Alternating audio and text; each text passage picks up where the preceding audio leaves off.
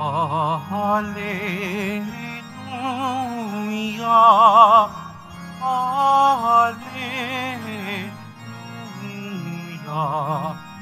Hallelujah, Hallelujah.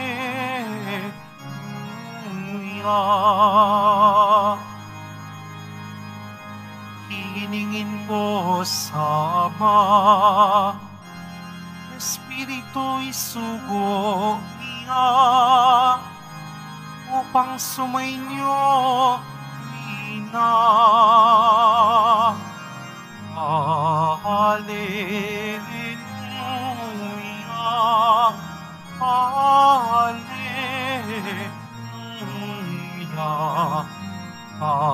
Hallelujah, Hallelujah.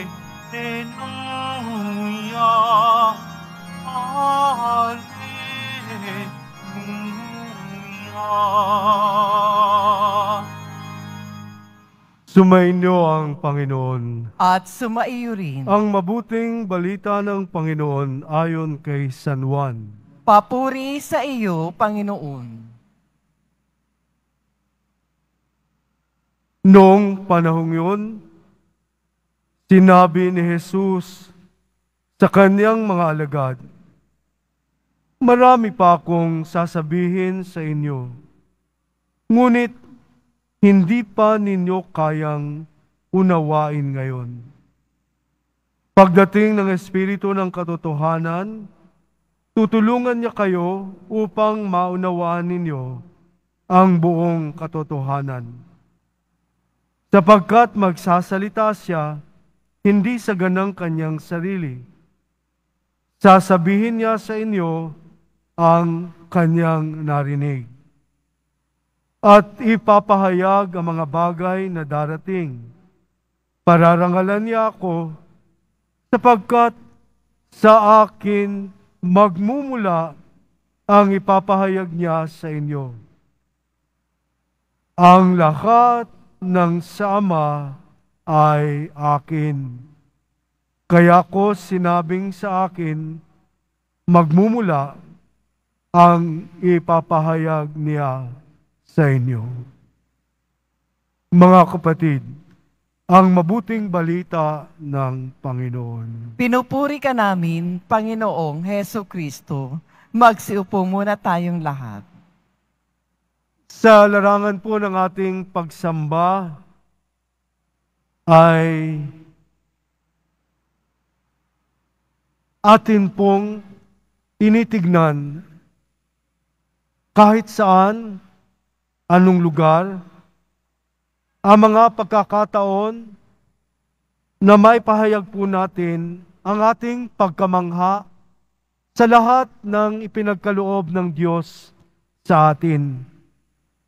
Kaya nga po, tayo po inaanyayahan ngayon na ating gisingin ang ating mga pagmamalay ng pagkamangha po sa lahat po ng ginagawa ng Diyos sa ating buhay. Alam niyo, pagkamangha, parang ang galing ng Diyos, ang ganda ng nilikha ng Diyos, napakabait ng Diyos. Ito po yung mga tanda na kung saan ay patuloy po nating binibigyan ng pansin, ng pagmamalay, ng maging pagkamangha sa lahat ng nilikha ng Diyos para sa atin. Kaya nga po, kung sa umaga ay mararanasan natin na pagmuni-munihan na makita natin ang sikat ng araw, na may isang makapangyarihang Diyos na nagtatangan nito, na siyang nagbibigay pagkilos ng lakat ng mga bagay na nagaganap sa ating buhay dito sa mundo. Lahat ng kamangha-mangha na gawa ng Diyos sa ating buhay. Ang pagsikat ng araw, ang pagpupuri sa Diyos, ang pagpapasalamat sa lahat ng mga bagay na pwede po nating sabihin, "Thank you, God. Salamat po, Panginoon, na binigyan mo muli ako ng pagkakataong masilayan ko ang sikat ng araw bilang pagkilala sa Kanya." Na minsan hindi po natin namamalayan, parang dumadaan lang ang araw, nakikita natin ang sikat, ngayon, ang tindi ng reklamo natin, napakainit. Napakainit. Pero masabi mo natin, thank you Lord, mainit po ngayon. Thank you Lord, umulan na po ngayon sa Leyte. Thank you Lord, umulan na po sa Palayan. So may mga ganung bagay po na mapangahawakan po natin palagi na ang bigkas at ng pagkapit po natin na kung saan ay sinasamba natin siya sa pagbibigkas ng lahat ng kabutihang nararanasan natin. Thank you, God. Salamat po, Panginoon Diyos, na ang lahat po ng inilagay mong bagay sa lahat ng iyong mga nilikha ay nagbibigay buhay sa amin. Salamat po, Panginoon Diyos, na kami inaangkin po ninyo bilang inyong mga anak. Napakaganda, napakagaling, at ang patuloy na pagkakaloob ng buhay sa atin. Salamat po, Panginoon Diyos, na inilagay po ninyo ang iyong Espiritu sa akin puso. Kahit na sa panganahon na ako'y aligaga, nangangamba, inilagay po rin ninyo ang iyong Espiritu upang ikaw'y manahan sa akin. Kaya po sinasabi po ni San Pablo sa ating unang pagbasa na napakainam na kung saan ang pagkilala sa Diyos. Ang sinasabi po niya, isang sinasamba na hindi ninyo na siya nakikita pero ipinapahayag ng Diyos sa inyo.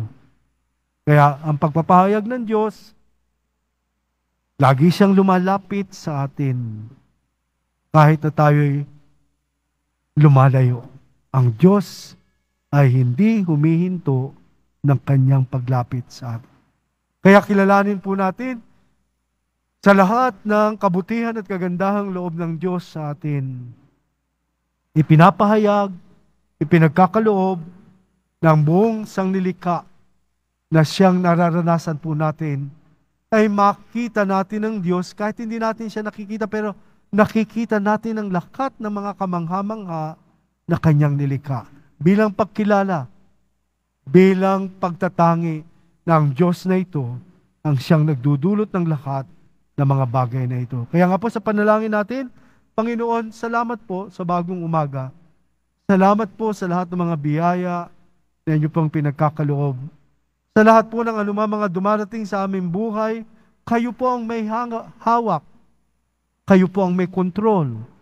Kayo po ang nagbibigay ng pag-asa at tumutupad ng pangako. So hilingin po natin araw-araw na ang panalangin ito ay wag nating isantabi, kundi bigyan natin ng buong paggising ang ating kamalayan upang tayo po'y magkaroon ng bukas na pagmamalay sa Diyos sa kanyang mga nilikha.